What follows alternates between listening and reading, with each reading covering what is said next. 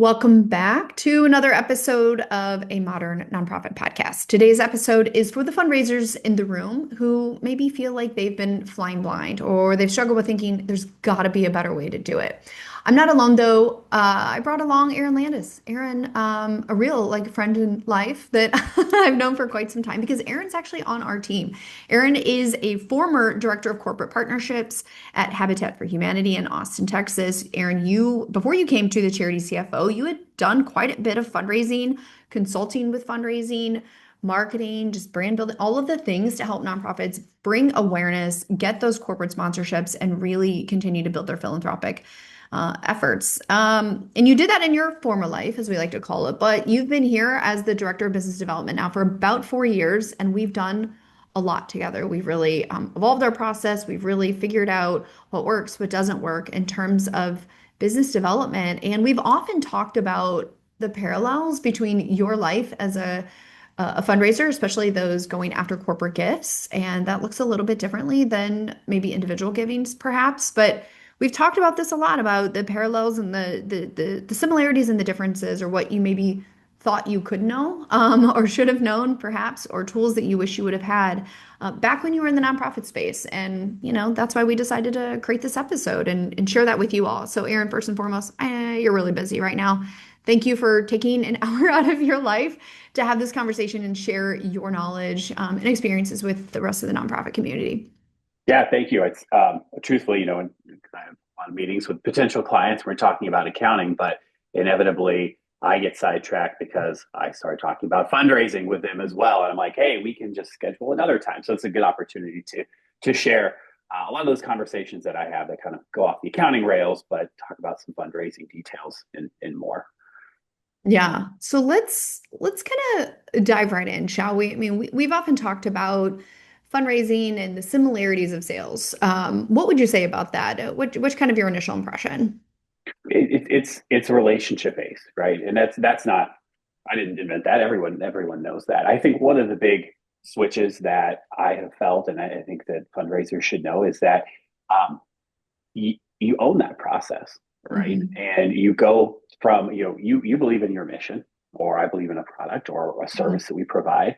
And that is my goal, is to educate people and to teach Hmm. them what benefit a gift, a relationship might have. And I believe in that. And being able to align that not only with either a donor or a customer, I think is a key component of that, but knowing that you stand behind that Hmm. as a goal, as a mission, as a provider to nonprofits, like that, what they provide, a gift, a service, is going to have a real impact. And knowing that and being able to relay that is a key component of Hmm. the work. So, for those of you out there thinking, but fundraising isn't sales, sales isn't fundraising, I would say I would challenge that a little bit. And Aaron, maybe you could speak to some of the similarities and differences here. I mean, you mentioned relationships. I think that's a common theme, both in the for-profit world, especially. I mean, a lot of what we study, a lot of what we research says the same thing, right? And that's always been the case for donor management and relationship building for sure. But how are some of the similarities or differences for you and your experience when you were working in the for-profit versus the nonprofit world? Yeah, I mean, I think it's kind of, you say, kind of a numbers game. The more conversations that you have, the more connections that you make, the more likely it is you are going to land that big gift. Hmm. And from now, as the director of corporate partnerships, that was very active. What in the sales world we would call prospecting, right? And Hmm. looking at organizations, companies that had giving budgets, or they had employee engagement budgets, and how do I align what Habitat for Humanity does with the dollars that they're looking to spend. And so the more companies that I would talk to, based on the budget that was actually available, the number of employees that they wanted to get engaged, Hmm. increasing that number of conversations, it would whittle down until we had engagements from Right. these companies. And we would have themed builds. I mean, tech was a big proponent of Austin Habitat for Humanity. Mm-hmm. And the more conversations we were having, the easier it was to actually fund and sponsor an entire house and home build. Hmm. Now, in order to do that, you've got to keep track of these conversations, and Hmm. leveraging systems to do that staying on top of, your contacts there, like that in itself is a whole other game changer. And we used a CRM. I won't name it, but it's big, clunky, and we had in-house a dedicated person just to run the entire database. Hmm. Um, I essentially tried to keep track of my touch points there, and I did an okay job. But I used a separate system because it was much easier to know. Hey, when was the last time I had a touch point with this person? When was the last time we had a conversation? Do we have a decision coming on in terms of a gift or a volunteer day? Being able to manage that and like track how many conversations I was having separately, Hmm. that made the difference because then I could start to forecast out. Okay, I've had 20 conversations. I'm going to expect at least 10 of these companies to get back to me. Out of that, maybe 20%, 2 to 3 are actually going to say, okay, we want to move on. So looking at Hmm. that, working my way back, I knew, okay, I need to have 40 conversations, 50 conversations. Hmm. And I think that mimics what we need to do in fundraising too. You're talking to more people, you're having those conversations, and it may not be a yes today, it may not be a yes next week, but that's a long-term play because you establish the relationship and then you nurture that until they become until you become a giver. And Hmm. then you have that relationship to continue nurturing and always coming back to. Hmm. Let's go back to something you were talking about before, where you talk about developing like metrics, and we call that in the sales world the funnel, right? The top of the funnel. Yeah.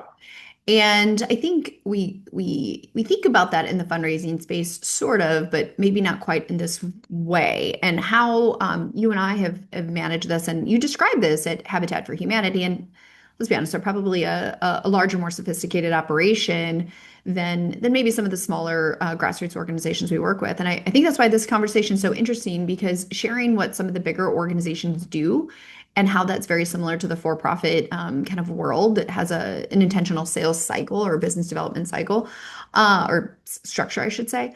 Let's talk about the top of the funnel a little bit and why I think that's important, and something that's really the intentional like time and effort spent on reviewing the top of the funnel, establishing the top of the funnel, managing the top of the funnel is really, Yeah. really important for organizations. What do I mean by that? Like, essentially, you have an idea of how many new, let's call donors, are coming into your organization, or prospects of donors, right? I think is a more appropriate way to say that. All of the different prospects of potential donors that are at the top of your organization, at the top of that funnel, and how is that trickling down into an actual conversion of a gift made to your organization, or arguably over time the expansion of that gift over time. And what I've seen for small, medium-sized organizations, there's really no way to capture all of the prospective donors and actually keeping track of them on like how does that actually convert to a gift. And I'll give some examples, right? I was working with an organization. They have a trivia night, for example, and over 600 people go to um, that trivia night, and they don't really have a good way to capture who were the individuals that were there. Yes, they have the table, sponsor, but how do they get the names and contact information of those that maybe participated in that trivia night, for example, or their gala, or another awareness building event, right? Now, these are individuals that may potentially could convert to a full-time gift, or an actual gift or recurring gift at some point in the future. Now, maybe they didn't really know about the organization at one point in time, but by going to that event, maybe then subscribing to the newsletter, and eventually over time being able to track how many of those people were actually converted to donors. These are the sort of things that sometimes we collect the data, sometimes we do or we don't collect the data, but we don't necessarily monitor it. We don't engage with Yeah. it. We're not following through on it. And that's kind of where everything starts in the for-profit side. I think probably some of these larger institutions, defining that top of the funnel, understanding who's coming in or being introduced to the organization, and keeping tabs on those people and see how are we moving through that life cycle. So kind of developing that structure and understanding of like, how do we connect or collect all that information is number one. Number two is then how do we develop metrics around that? So, Aaron, you talked a little bit about how many appointments are you getting or how many conversations are you having? This is another thing, Aaron, that I've witnessed in all of my time, 20 plus years, in and around like small to mid market nonprofits, that while we talk about moves management and we talk about building relationships and stewardship and, cultivating donors, it takes time, et cetera. So often I hear that databases might include the gifts received, but it doesn't really talk about or capture the information on those touch points. It doesn't really Yeah. create a sense of, how often are we connecting with these people? Where are they at? Well, how are they connected to the organization? All that ancillary information. I find that I hear a lot of complaints with new directors of development that doesn't really exist. And so, really thinking through what is the intentional strategy that we expect a potential donor to go through. When we talk about that, like a donor life cycle, I know, Erin, that's something that we've spent a lot of time over the last 4 years figuring out what do we want the experience to look like from the very first initial introduction to the charity CFO all the way through signing on to a client. I know you have experience in this on a larger for-profit side, I'm sorry, nonprofit side. Tell us a little bit about like the dream, the aspiration for what that donor experience could look like if you are kind of operating in this funnel, tracking the donor through, or I keep saying donor, a manifesting donor, like the potential donor, Right. all the way through the Donor. receipt of gifts. Tell us a little bit Yeah. about your Yeah. experience there. I mean, from my personal experience, I take notes on every component of a conversation that I Mm, have because I know I'm going to relay back to that. mhm, And in those conversations, now whether they're potential clients for service or donors, what I'm learning is about what motivates them. Why do they want to give? Why are they interested in the organization? I could spend all day telling you how great we are, or how much we do, or how we've impacted our clients. Like that's focused on me, that's focused on my agenda. From a donor perspective, from a customer perspective, from a sponsor perspective, you want to focus on the outcome of the gift, the outcome mm, of the impact that mhm, that donor is going to actually have. And so I mhm, think that is a key component because that's a through line from the first conversation to soliciting to receiving the gift, and mhm, then coming back and understanding, are you still in alignment with what your goals are? You know, mhm, as an organization sometimes grows or they add new programming that could be exciting for a donor. They've already bought into the mission and the work. Is there an opportunity then to kind of we say upsell or upgrade, mhm, increase that donor's giving or giving level, increase that to a monthly gift? I mean, there's a lot of opportunities, but referring back to the notes, referring back to the relationship. The relationship is not what the organization does and impacts. Truthfully, everyone wants to see the impact, but the relationship is how the donor impacts the organization and focusing on the donor or the customer's goals, their ultimate giving, like their drive, their motivation to give, and how that mhm. aligns. I think that's a key component to building the relationship because you can build on that year over year and you can look Sure. back and say this is where we started, this is what you were looking for. Now look at the impact that this has had and how many people ultimately the gift impacted, but that's all driven by the donor, kind of this donor centric mode. Mhm. Yeah, and I'm kind of thinking about an exercise that we went through over the last year, 18 months or so, where it feels like a bit, I always think in images. They say you think in images or, or words, and certainly I think in images. And I feel like the exercise that we've done, just to kind of give an example of painting that experience or painting what that looks like for our potential clients, we really kind of sat in a bit of a war room and really looked at from start to finish, like what bits of information do we want to drip? How do we get information we need to give them the best experience or like the proposal that we want or in the nonprofit world kind of aligning like what are they interested in? How do we give them information specifically about the areas of the organization they might particularly be interested in and give them enough information at the right times to not overwhelm, flood them, and then Yeah. kind of block out like what you're trying to say and then kind of moving them along in the right at the right pace with the right individuals that might be part of those experiences, whether it's an individual person or maybe it's a corporate situation, maybe there's multiple business partners, maybe it's a married couple, so bringing their spouse along in the conversation, like those sort of things, depending on the type of gift and the type of probably the size of the gift that you're looking at here.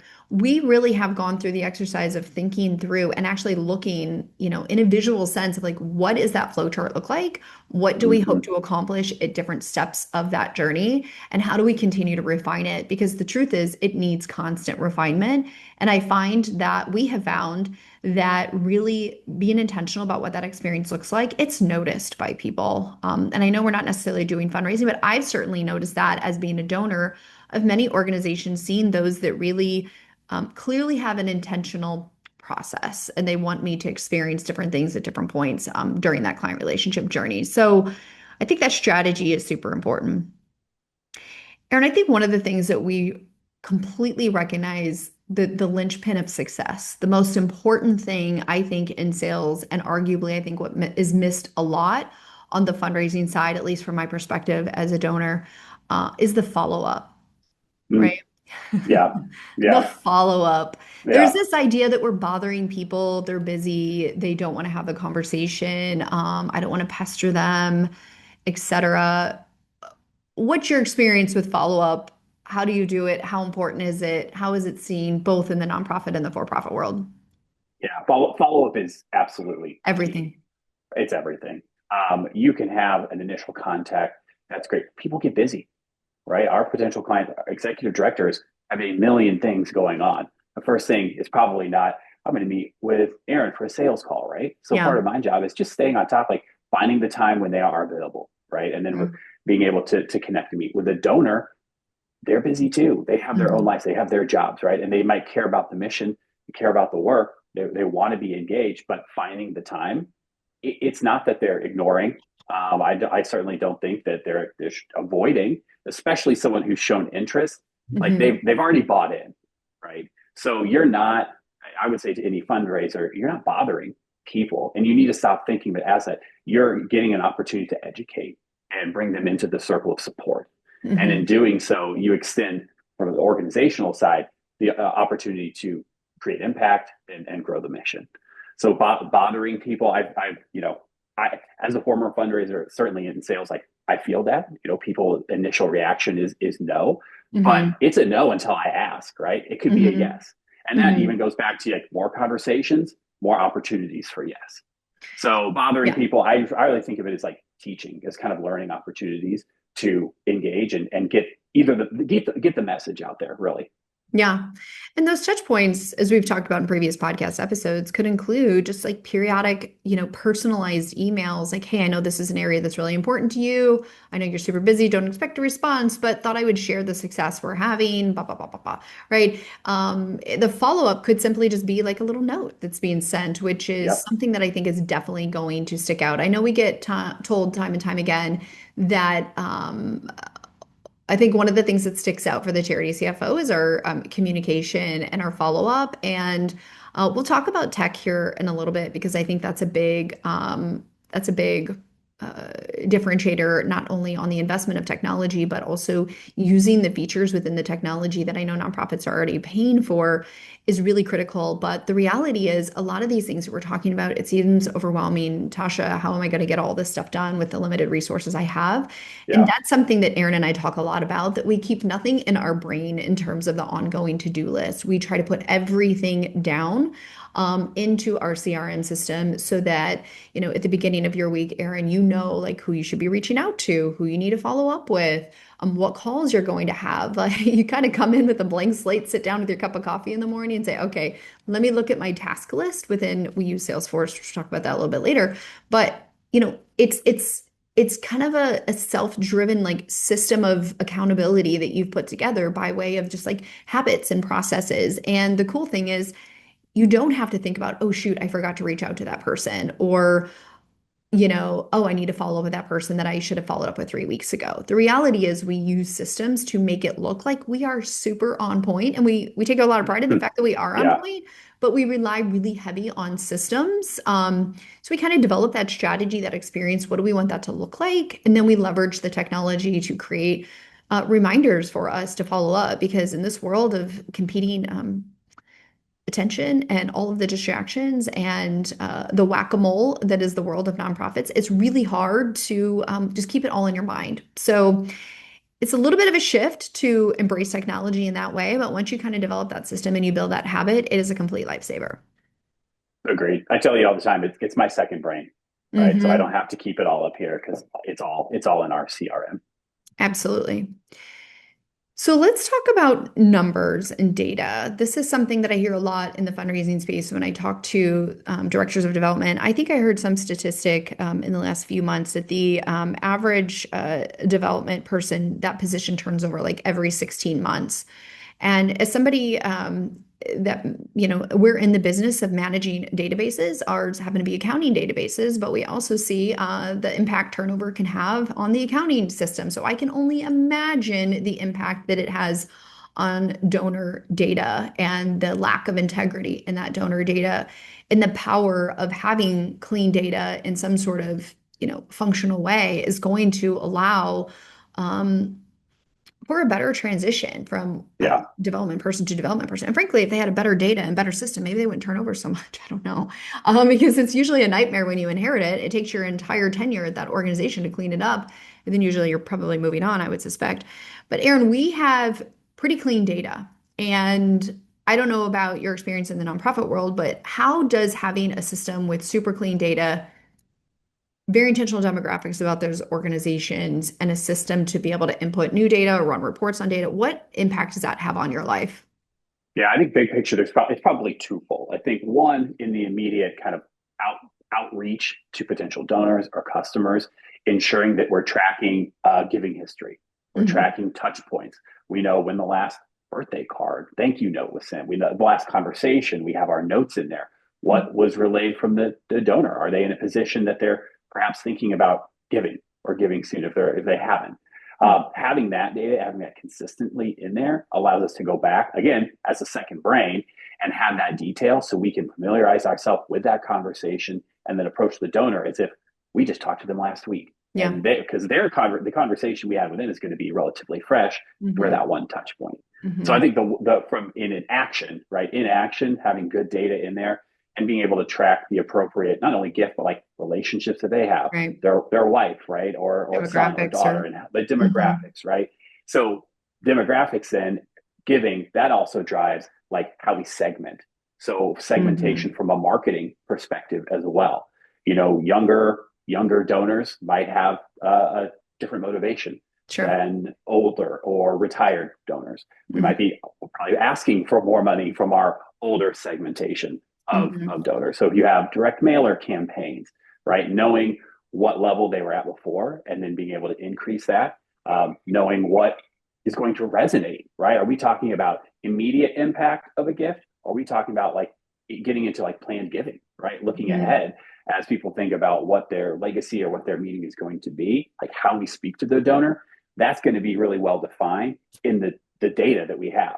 So we can Hmm. segment that appropriately and then share the messaging because the messaging for the organizational impact that can be, we have our mission, we have the programmatic work, we have our community that we serve, but how we relay that, again, going back to donor alignment is the key. And that's where I think we see the most success, and good data will drive that, will allow Yeah. us to know who we're talking to and how we need to talk to them. Yeah. Y- You know, I'll say this about data and then I want to dive into like specific KPIs, but we have this kind of approach.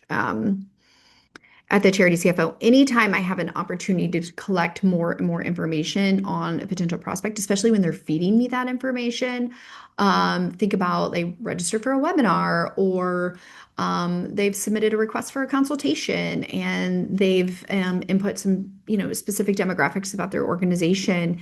Every time I think about adding any sort of new form that captures any sort of information, I try to always consider it's almost a non-negotiable at this point for me. How can I automatically add that to essentially the prospect Yeah. file within our system? So, a lot of times people go to our website and they fill out the form. Does that form automatically get populated into your CRM system then, right? Let's say that they are going to your website and they're, registering for an event or they're submitting a request to volunteer. I don't know, I'm making something up. Are all of these different forms on your website or these different systems on your website able to talk to your donor CRM system? And if they're not, before I'm implementing any new software, that's kind of the number one priority for me. Does it talk to my existing systems to cut down on some of that human dependency for the data entry? Because I think when you have a hyper dependency on human data input, it's not Yeah. going to get done, or there's just going to be errors because we're messy humans. It happens, right? And so that's always a huge priority for me when I think about what software solution I'm going to use. And sometimes there's not a direct like link talk one system talks to another, but there should be a really good way to import that information into your kind of donor CRM system. So kind of think about that when you're collecting donor information. And I recognize there's usually tons of platforms within the development space. There's event software, and then there's, sometimes different event software. Gala software is different than a trivia night software. Yeah. It's different than the platform that's collecting online donations versus, something else. There's all kinds of input points where we're getting donor information. And I think that's where the donor database gets really, really out of control because there's just information coming from so many different sources. So, really kind of thinking through how do we get this information into the system? Number one, first and foremost, in an automated way that then keeps it clean. And then number two, if it can't be automated, what's a really good low manual effort through maybe importing or some sort of data validation or what have you? Yeah. And I think even determining what's important to us to True. track. What do we need Yep. to know? What do we need to know about our donors? Because I think you could probably collect any data points to the nth degree. And going back to being unmanageable, your donor profile in a CRM is just going to look like it's not going to tell you anything, right? Yeah. So determining what's important to know, because what you pay attention to, you're tracking, and that's going to be able to drive your outbound donor solicitations. Yeah. Let's talk about KPIs at a department level and an organizational level as it relates to fundraising, because I'll speak from my kind of experience. I've had this firm for about 9.5 years. I essentially, for a long time, managed a sales function. Aaron, you and I kind of built this function together before it used to just be me. And I knew what I was doing from an individual control. Like I literally knew through the motions of, how to obviously have conversations with prospective clients and how I would help them. But as we started adding more individuals that play some part in this, we had to start developing expectations on that activity that's going to support that top of the funnel, right? So Yeah, what's, I think, yeah, probably pretty shocking for those that are running nonprofit organizations is how for-profit institutions manage the activity of new business, right? And we love numbers here. Unfortunately for Aaron, he's one of the few non-accountants in the room, and he happens to work for a bunch of accountants. So unfortunately for Aaron, we love data here, and all of the good sales management books out there would suggest that you have to define what's expected in terms of just the different activities. So going back to that top of the funnel, we talked about how many new prospects do we need introduced to the organization? How many conversations, meetups, touch points do we need? What is the average gift? Like defining whatever those KPIs make sense to not mm-hmm. only build the top of the funnel, but also convert those to gifts or to bring those donors along in that experience to increase their gifts. And this is an area that I don't know if I've ever actually seen in practice, although again, my experience is kind of in the small to mid-market size. So those of you that are fundraisers like, no, Tasha, that does exist. Probably does for the more advanced fundraising functions.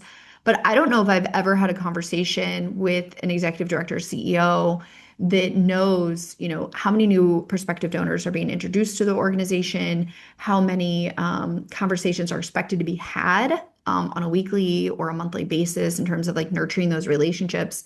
I think we talk in very broad terms of like moves management and stewardship and relationship building, and my person is like meeting with those people, but there's really not expectation set at the top that says, look, you're my director of development. We have an associate here that they're going to handle the day to day, getting the thank you letters out and the donor database, blah, blah, blah. But your job is building those relationships. So I expect that you're meeting with X number of current and prospective donors or something to that effect on a weekly or monthly basis. And So I don't see that happen in common practice, but I think that is much more common practice in the for-profit world and probably large institutions as a whole. And it's interesting, even though Erin is director of business development, I mean, we have these metrics that we can run in real time to know exactly what activity is happening because there's a lot, that's a lagging indicator, right? When your day-to-day activities are falling short, that volume is in a slump for whatever reason, that usually for us shows up 4 to 6 weeks later. So if things are going haywire today, it's not going to have an immediate impact maybe on the money hitting our bank accounts today, but it will certainly have an impact 4 to 6 weeks from now, for example. And I think that's an area that there's definitely a difference from what I see between kind of the typical sales function Mhm. and the small to mid-market nonprofit space. Would you agree with that, Aaron? I mean, you have more experience in this than I do, obviously. Yeah, I agree with that. I mean, in my position as corporate sponsorship development, I knew exactly how much money I needed to raise, right, for specific house sponsorship. So that was kind of like a goal. Now, backing into that, developing, okay, 'cause I was saying before, how many conversations is it going to take to actually get those funds raised and Yeah. that amount developed? And I think you can look at it too. There's a sheer number. We also say, we always say like the numbers game, but it's Yeah. not always just about the numbers. It's also about meaningful conversation. Yeah. So doing your, I say, homework, when you are going to reach out to a potential donor or prospect, have they given before? Mm. From a corporate perspective, do they have the budget for it? Do they have Mm. either specific employee engagement budget, which oftentimes is very different than like a sponsorship budget that might come out of marketing? And so Mm. understanding like, are they going to be aligned? A good example for Habitat for Humanities are like real estate companies, homes, right? Giving people a home, a lot of alignment there. So Mm. understanding if there's a history of giving, if you haven't had a relationship before, doing the homework there, because that's going to set up your opportunity to have more efficient conversations, which sounds kind of cold, right? But they're meaningful because you're already pretty far along the line versus perhaps another organization, a sponsor, a donor who doesn't know you from anything. They've never been engaged with the brand, with the mission. Not to say it's not worth having that connection. That's starting to build the relationship to network.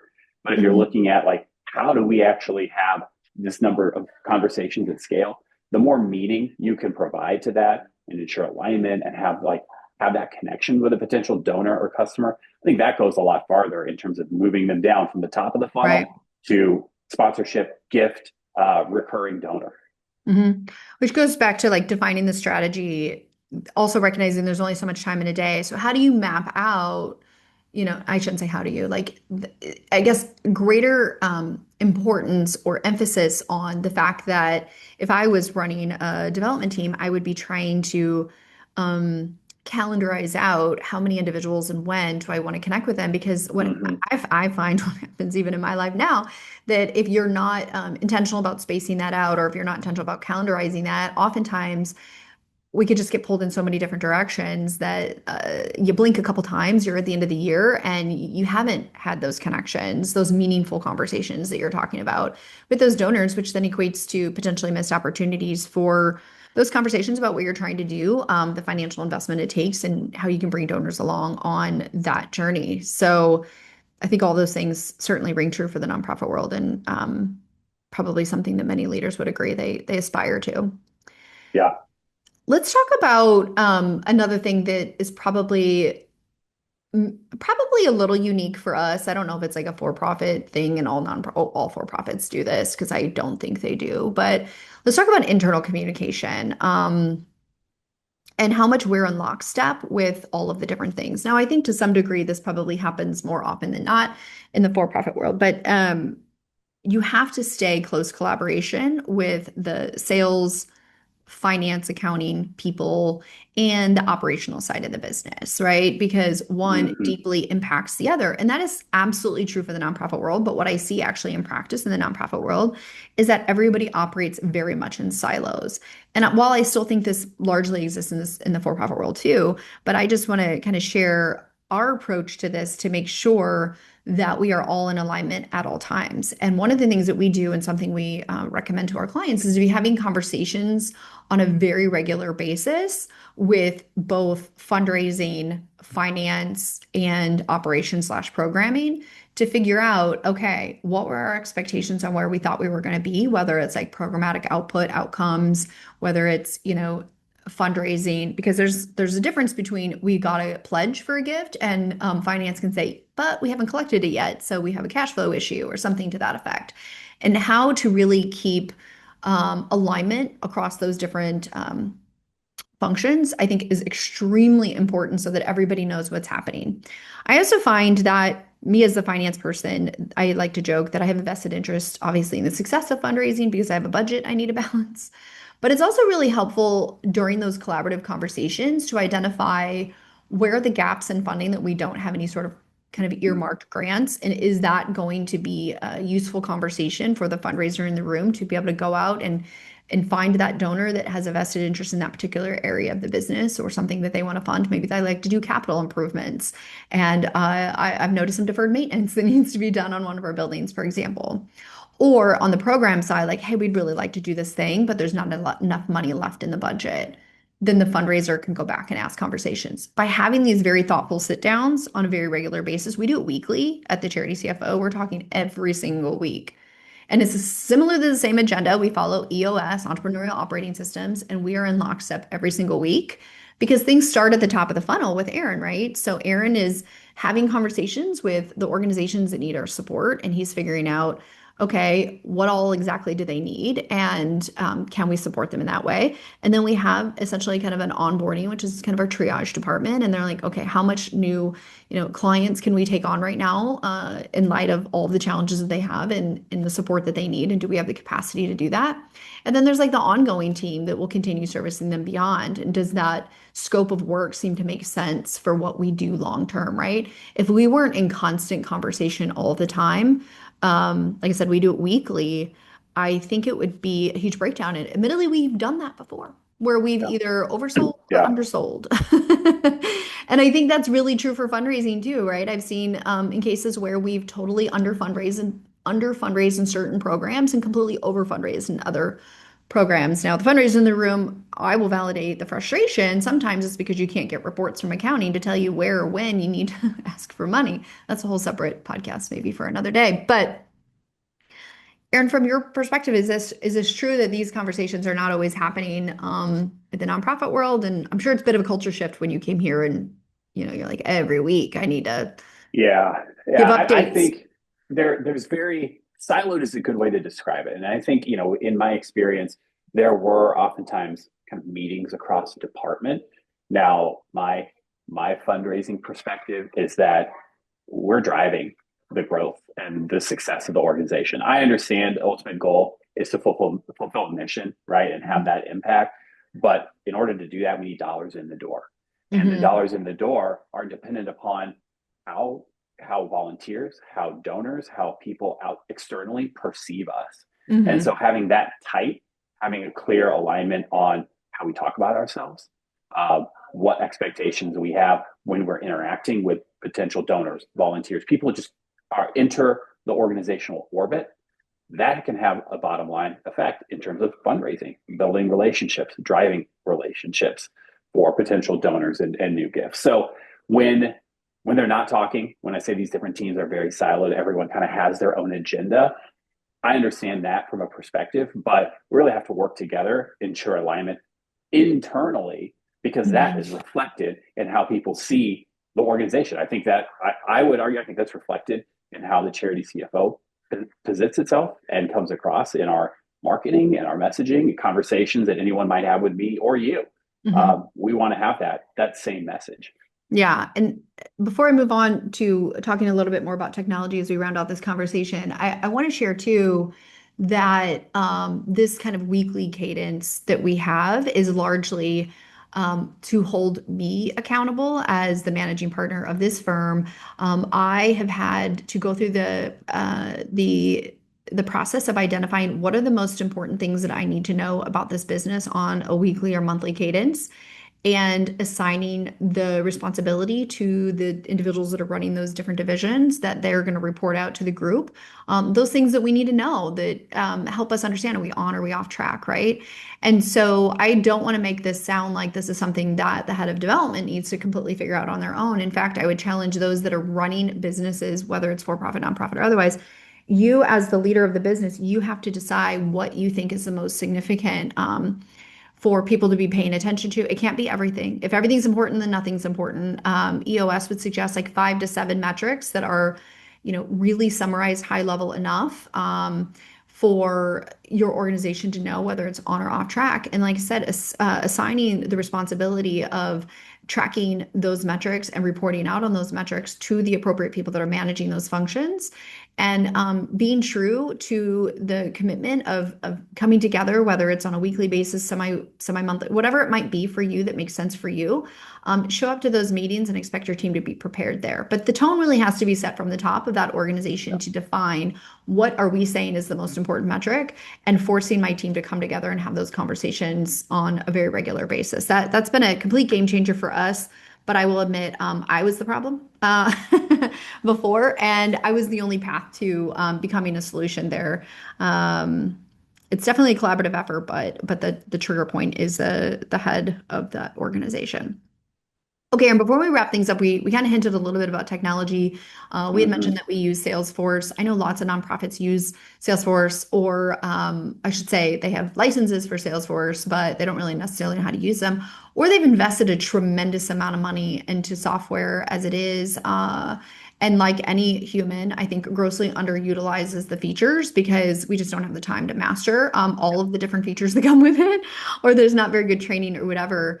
But I'm curious to know like how you've really embraced, for example, Salesforce could be any CRM system, and just little things that you do with that technology that keep things off your mental to-do list and create some sort of like automated prompting for yourself. What are some of the things that you've done that you think could also be applicable to the nonprofit world?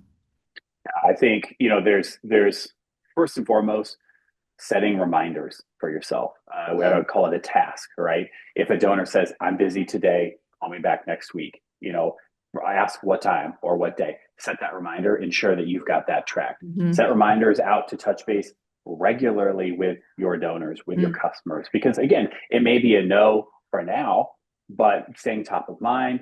You don't want to put too much pressure. You want to have a clear cadence in between there, but just being able to say open lines of communication mhm. available, has anything changed, and having that's a big key.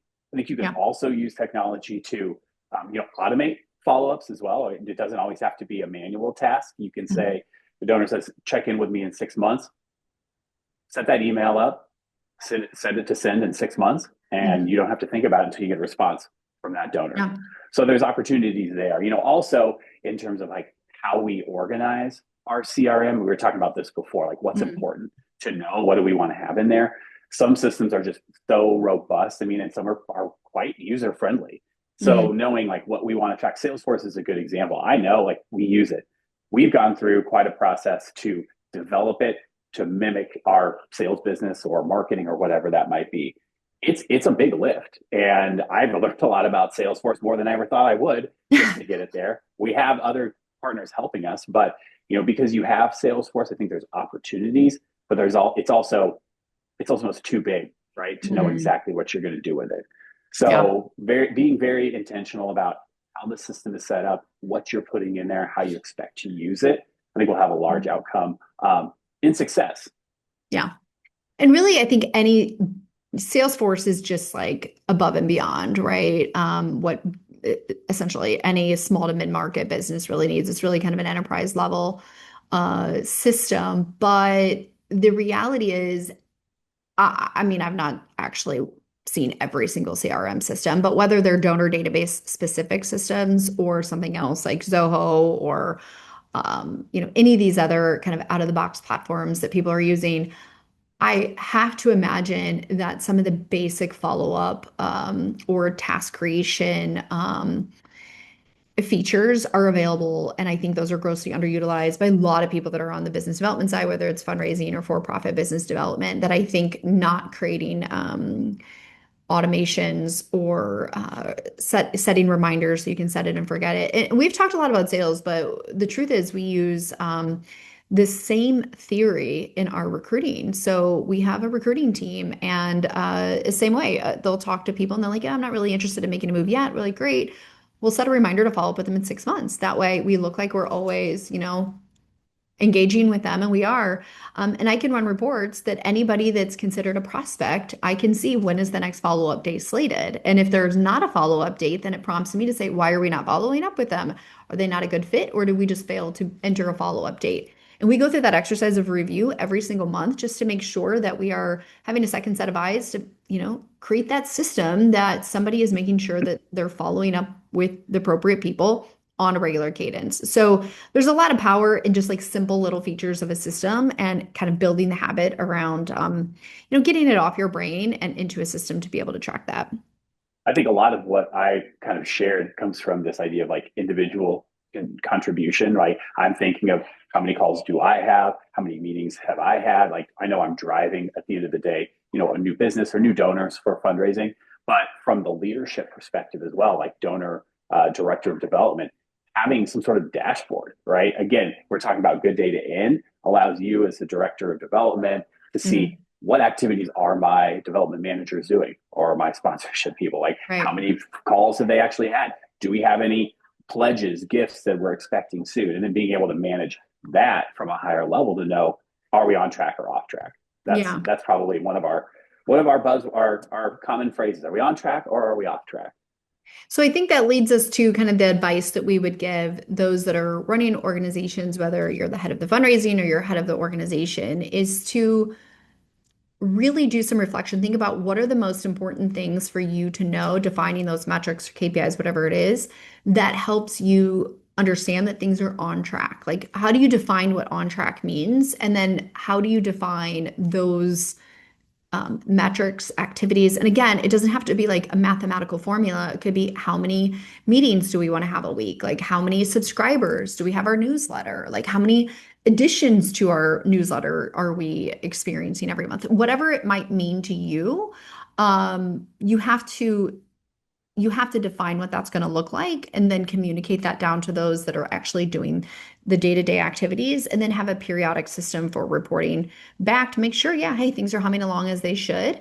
Because like I said, a lot of these things are very lagging indicators. If you are missing the mark on day one, that's not really going to show up until like day 60, 90, maybe it's even longer than that in the nonprofit world. I'm not 100% sure, but this has all been really, I think, fascinating because, like I said, I have never ran any sort of business development or sales function or recruiting function or anything that requires long-term nurturing of relationships. And it's been really fascinating having this conversation today, Aaron, but also kind of coupling that with all the conversations we've had with clients and kind of their frustrations with fundraising and some of the things that we've kind of figured out over time over the last 4 years on how do we make it a more seamless process for us to make sure that the balls aren't being dropped Yeah. on our kind of business development side. And hopefully you all found this helpful. Aaron, I want to say thank you again for your time. I know we're running out of time. We could talk on and on and on about all this. But for those of you that listening, if you found this interesting or insightful at all, do me a favor, just engage with it in some way. It's my shameless plug every single time. To engage with the information because that's the way the meta world works. And this makes it more accessible or searchable for other nonprofit leaders. And also another shameless pitch, we are getting ready to launch a webinar series. We're going to be targeting to do one every single month for the rest of this calendar year in 2025. If you are not in the know, you're not getting our newsletters, go to our website, subscribe to our newsletters, opt in there, and you'll be the first to know. Or follow me on social media, LinkedIn, and we'll share those different webinars if you find those useful as well. We'll be having topics not really just related to accounting, certainly not. That will bore everybody to tears. It'll be lots of different conversations. So plug us in there to get more conversations like this. Thank you all, and I'll see you next time. Bye.